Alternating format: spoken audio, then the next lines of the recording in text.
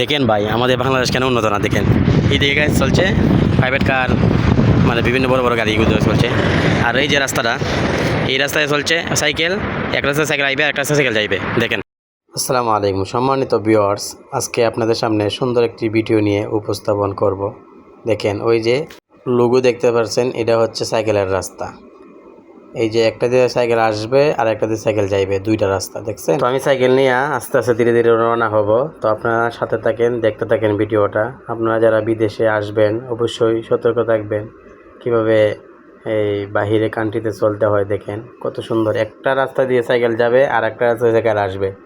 আমাদের বাংলাদেশের মধ্যে এই সাইকেলের যত বড় রাস্তা, মেন রুট মনে হয় এত বড় না। আসলে আমি বাংলাদেশকে ছোটো করে কথা বলছি না, আমিও চাই বাংলাদেশটা এরকম উন্নত হোক। আপনারা কি চান অবশ্যই আপনাদের মূল্যবান কমেন্ট করে জানাবেন।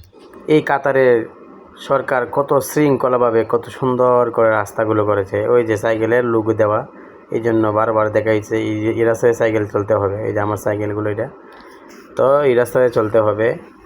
তো আমরা যারা কাতারে চলি, বিভিন্ন রাষ্ট্র চলি, সাইকেল অবশ্যই সাইকেলের রাস্তায় সাইকেল চলতে হবে। আর যদি রাস্তাগুলো অমান্য করে চলে তো অবশ্যই আপনাকে পুলিশে ধরবে। এই জন্য আপনি সতর্কতাভাবে চলতে হবে। সাইকেলের রাস্তায় অন্যটা, আর বিভিন্ন গাড়ি বড় গাড়ি চলার যা রাস্তায় অন্যটা।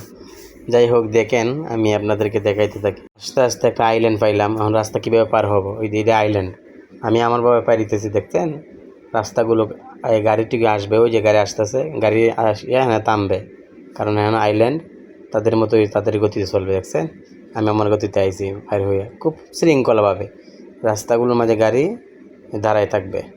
যাই হোক, সবাই ভালো থাকবেন। আমার ভিডিওটি ভালো লাগলে সাবস্ক্রাইব করে পাশে থাকবেন, আমার জন্য দোয়া করবেন। ওয়াল টাইম ওয়াজ ইউটিউব চ্যানেল।